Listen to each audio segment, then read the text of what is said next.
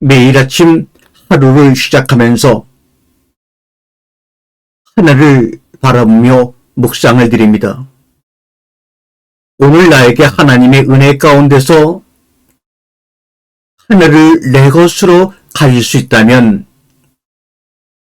오늘 하나님의 은혜로 하나님이 내 안에 임재하신다면 어떤 일이 벌어질까?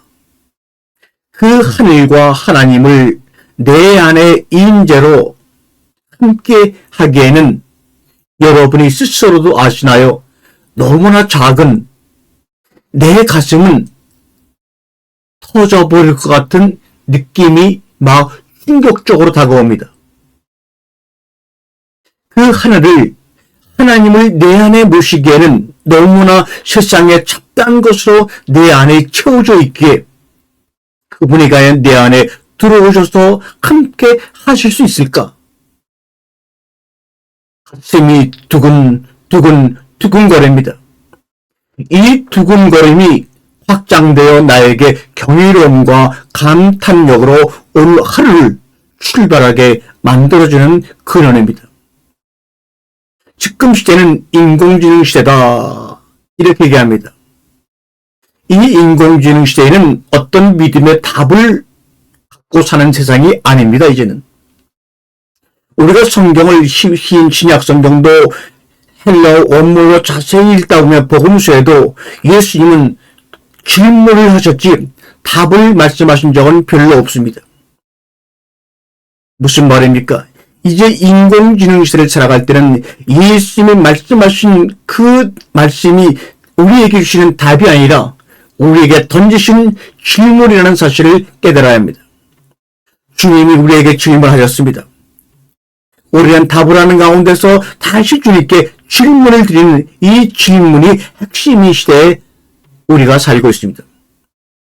그래서 성경을 자세히 읽다 보면 예수님은 이미 2000년에 인공지능 시대를 앞서 살아가신 분이라고 하는 놀라운 사실 앞에 또한 충격을 받지 않을 수가 없습니다. 하나님께서 태초로부터 아담을 통해 지금 이 시대까지 수천 년인지 수만 년인지 수억 년인지는 우리는 자세히 알 수 없지만 그 기간에 그 사건과 하나님의 마음을 많은 말을 하지 아니하시고 66권이라는 작은 그런 성경 속에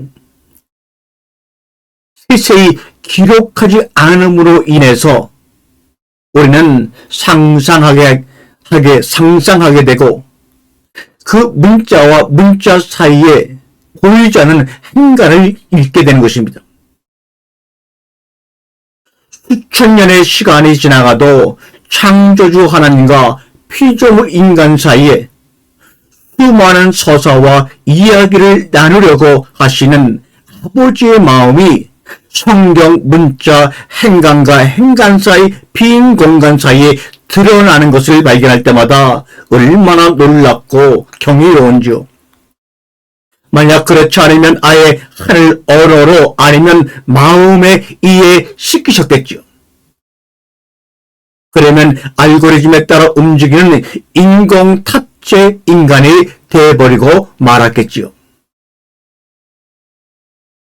성경서 말하는 이 성경 인생이라는 것은 뭡니까?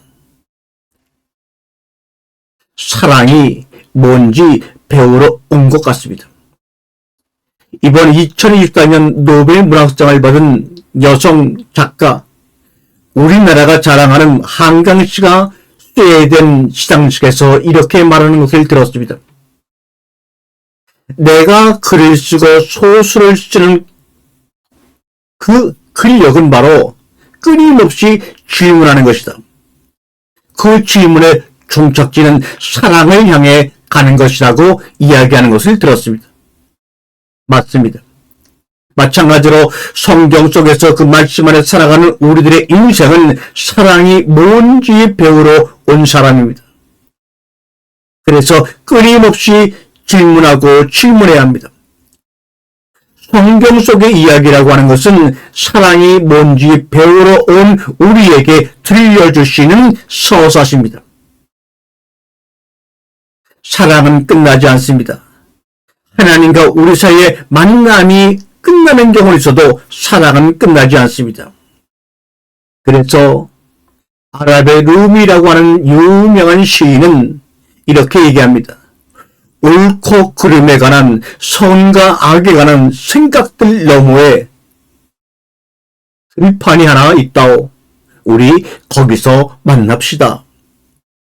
영원히 그 풀바디에 누워있을 때 세상은 이야기하기에 너무 충만하다오. 생각, 언어, 서로에 관한 몇 마디 말조차 아무 의미가 없다오. 이렇게 이야기합니다. 여러분과 저는, 성도 여러분과 저는 율법에 대하여 죽었으니 이는 내가 하나님에 대하여 살기 위함입니다. 라고 갈라디아 2장 19절에 바울이 말합니다. 나는 율법에 대하여 죽었으니, 하나님의 명령에 대하여 죽었으니, 나는 하나님의 명령을 감당할 수 없어서 나는 그것을 범하고 말았으니, 그 이유는 내가 하나님에 대하여 살기 위함이다. 하나님 앞에서 살기 위함이라고 말합니다. 창세기 2장 10절에 너희가 선악을 알게 하는 나무의 열매를 먹으면 죽고 죽으리라. 맞습니다. 죽습니다. 선악의 지식의 나무를 먹고 죽었으니 이는 내가 하나님에 대하여 살기 위함이라고 번역할 수가 있습니다. 선악의 지식의 나무가 뭡니까? 바로 십자가입니다. 예수 그리스도와 함께 십자가에 못 박혀 죽음으로 말미암아 이는 내가 하나님 앞에서 살기 위함이라고 예수님이 우리에게 가르쳐 줍니다. 선악을 아는 나무는 먹음으로 죽어서 거듭나게 하는 생명의 나무네.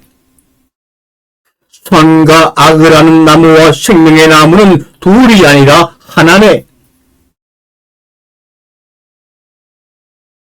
하나님 아버지, 당신이 말씀하신 선과 악을 나는 알 수가 없습니다. 라고 아담이 하나님께 질문한 것 같습니다.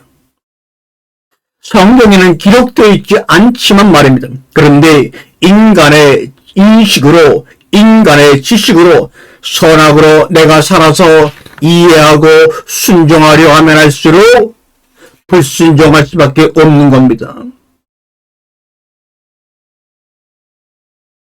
사람들은 새로운 것을 두려워하는 것이 아니라 잃게 될 것을 두려워하면서 늘 망설입니다. 세상의 부모들은 많은 경우가 사랑으로 자식들을 조종하려고 하는 부모들이 너무나 많이 있습니다. 부모가 자식에게 공부를 강요하는 수단으로 사랑을 이용한 행위를 조건부 사랑이라고 합니다. 혹은 믿음을 강요하는 수단으로 십자가 사랑을 이용하는 것도 조건부 사랑입니다. 우리 한번 우리의 신앙생활에서 조건부의 내용을 다 한번 빼버리고 한번 보자고요. 조건부 사랑의 목적은 뭡니까? 타인을 지배하고 조종하는 것입니다. 믿어야 구원받아, 믿어야 구원받아. 우리가 말하는 개념의 믿어야 구원받아가 진정으로 주님이 우리에게 말씀하시는 믿음일까요? 조건부 사랑을 받는 사람은 상대가 자신을 사랑하지 않는다는 사실을 본능적으로 압니다. 이것은 당연히 가짜 사랑입니다. 구체적으로 말하면 자기가 존재만으로는 사랑을 받을 수 없다는 사실, 자신이 사랑받을 만한 자격을 갖춘 존재가 아니라는 사실을 더욱더 인식시켜줄 뿐입니다.